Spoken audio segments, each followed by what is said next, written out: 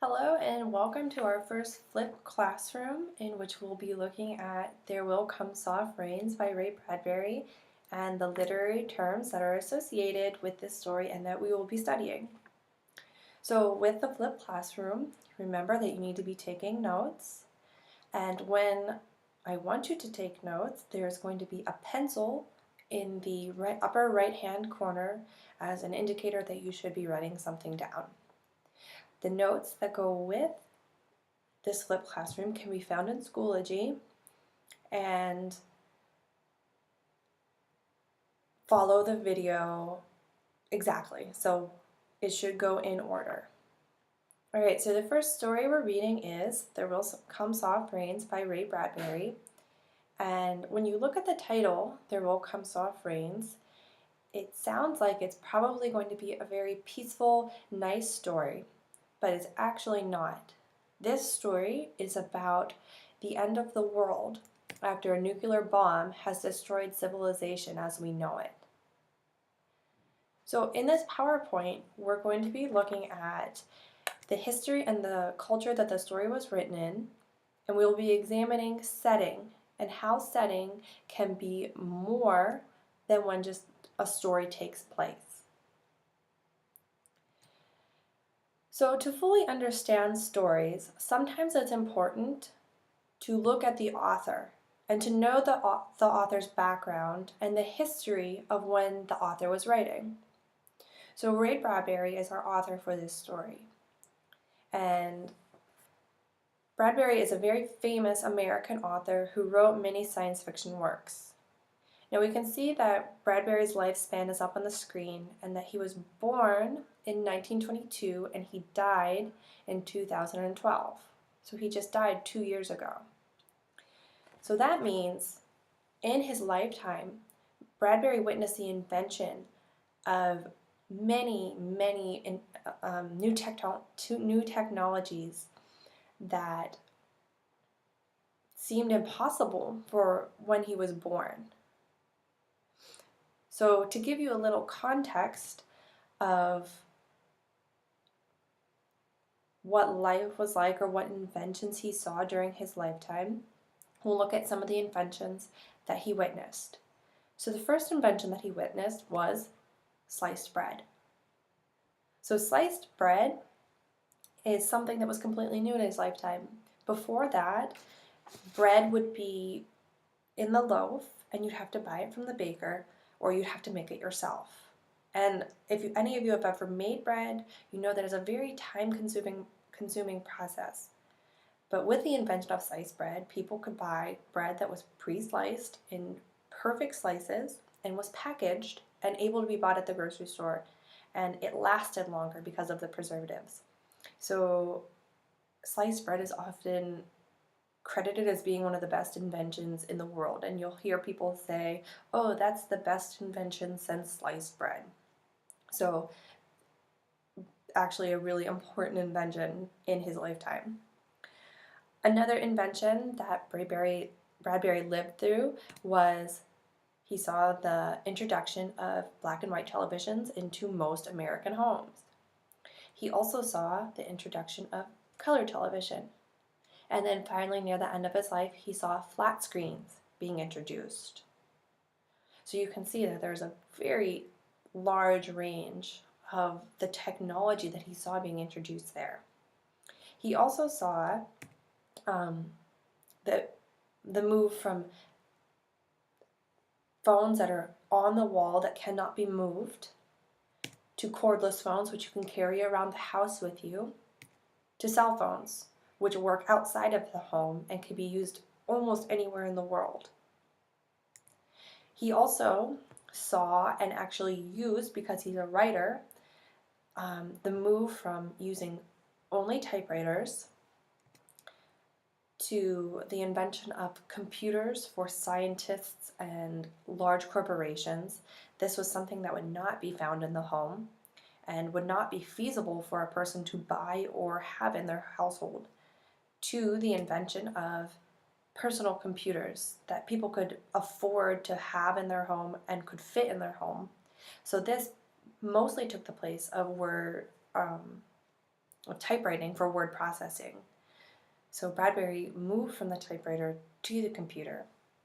He then saw the invention of the laptop, which used to look like this, and saw that being developed and improved to look like the more modern laptop that's sleeker and more affordable and better graphics and just better in general. And then near the end of his life, he saw the invention of the iPad, which is even more compact and has a lot of power. So Bradbury saw the invention and the improvement upon all of these things, including more that I'm not even mentioning. So in his lifetime, he saw so many things, and knowing that gives you some context about the changes he saw in the world, but also how imaginative and innovative his writing was. You can see in the story that we read how he talks about technologies that we are just starting to see developed. And this was in the 50s that he was writing this story and thinking about these technologies and imagining and inventing them in his mind, and we are just now starting to develop them. So it shows you a little bit about how creative and advanced his writing was. So like I said, the story was written by Bradbury in the 1950s. So during the 1950s, what was happening in the US, because remember Bradbury is an American writer, was that the US was engaged in the Cold War with Russia. So with the Cold War, Americans and Russians were very afraid that the world would end. It was a very real fear that loomed in people's minds because with the Cold War, America and Russia developed nuclear warheads. So these were bombs that could pretty much destroy the world if they decided to be shot. So Russia had a lot and America had a lot. So if Russia decided to shoot their nuclear warheads off, America would shoot theirs. And so with the explosion and with the fallout or the consequences of the bombs, like the radiation and all of that, and how many each country had, if either decided to shoot the missiles, the world could end. So this was a very real fear for Americans and for Russians, but we're looking at Bradbury, who was American, that the world could end. So what we're going to do to get a little bit more information is we're going to watch this crash course history video from YouTube to get a better understanding of the climate and the history of the time when Bradbury was writing this. So while you're watching the video, make sure you pause this video so that you can take notes in school that you can find in Schoology and that you're answering the questions that go along with it. So the link to this video will be in Schoology. So please pause this video and go watch the crash course video so that you can take notes on it.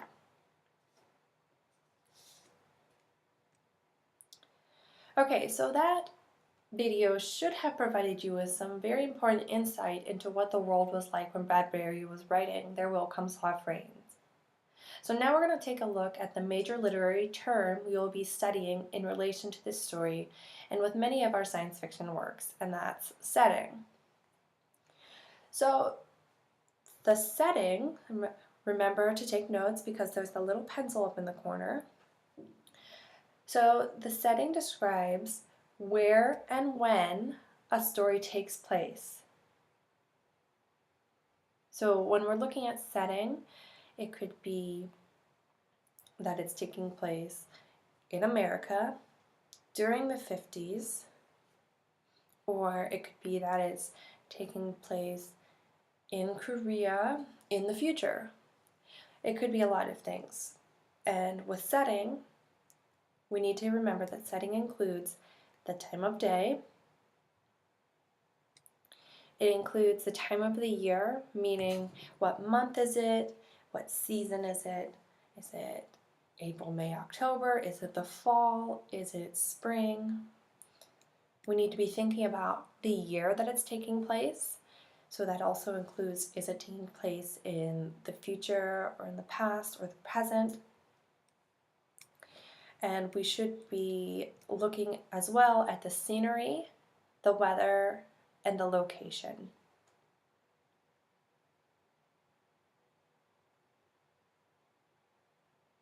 So when we look at how setting can include all of these things, we can understand that setting can change in a short story.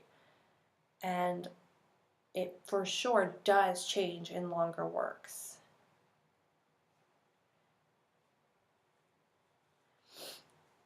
So for the scenery, we should notice that it includes what we'd be seeing and also what we would be feeling, and the weather is what we would be seeing and feeling, and the location includes where we are in the world. Okay, so on the last slide we saw that setting includes scenery, which I mentioned is what we see, but good authors use all 5 senses when writing, which means that setting can include descriptions using all 5 senses. So we would have descriptions that include sight, smell, taste, feel, and sound. So what we're going to do right now is we're going to take a look at this picture. And I want you to pause the video and take a few seconds and think about how an author might include all 5 senses when describing this scene.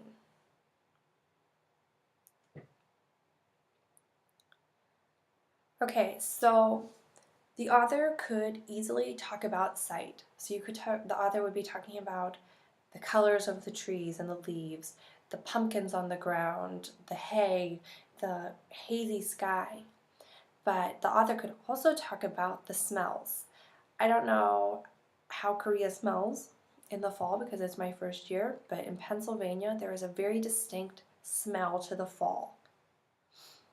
And there's hay on the ground as well, so the smells I would be smelling would remind me of, or describing, would remind me of fall and the leaves and the hay. The author could also be describing the crunch of the hay underfoot and could be describing the sound of the crunching or the sounds of the animals or the wind or whatever the author wants to include. But good authors include all 5 senses. So let's look at another picture. You can pause the video again, just think for a minute about what the author could include to have all 5 senses in the description of this picture.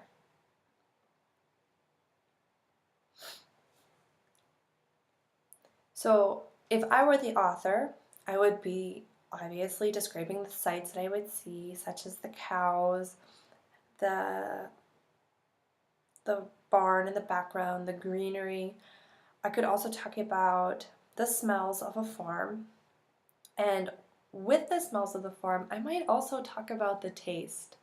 So where I live, when they use manure to cover the fields for farms, sometimes it is so strong that you can actually taste it, and it's disgusting. But I could actually talk about, if I were the author, how the smells tie into the tastes.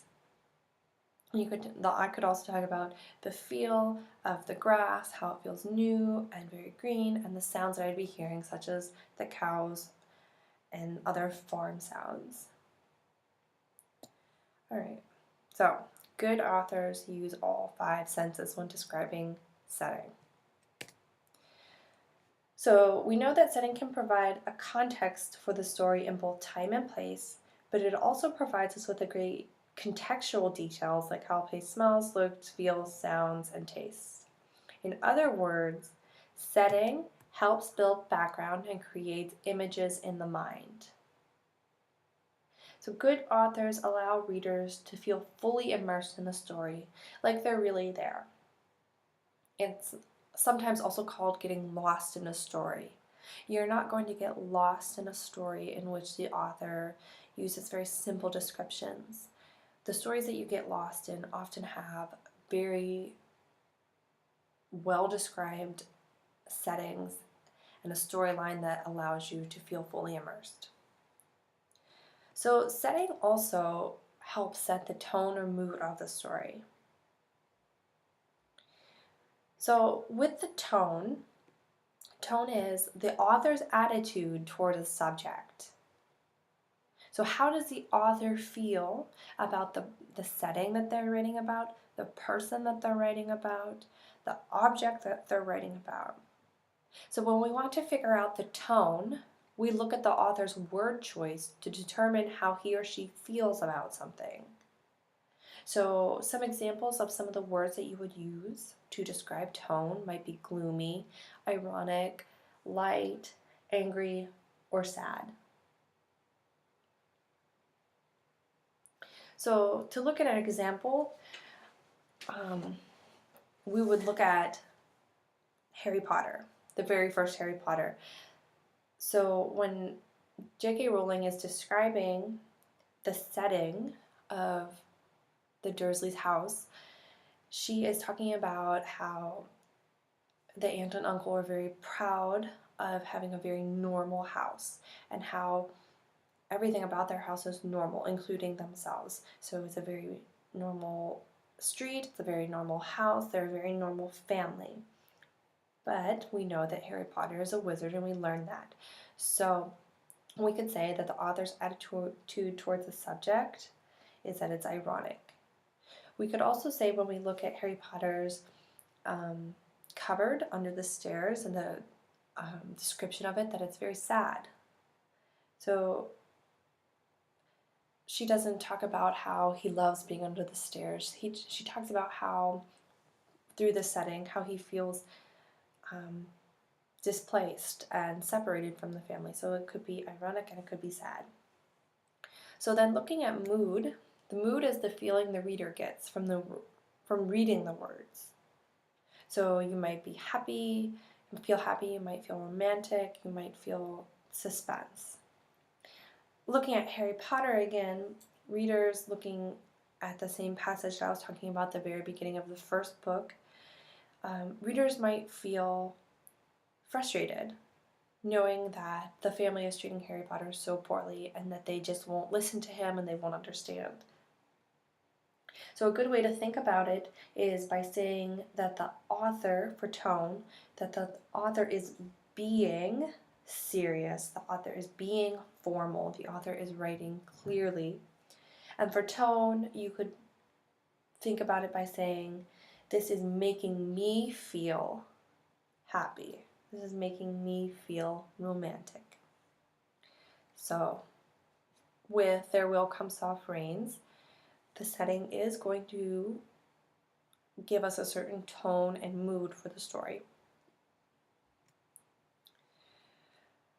So another feature of setting is that it can act as a character. So setting acting as a character is not something that happens in all stories, but it does happen in There Will Come Soft Rains.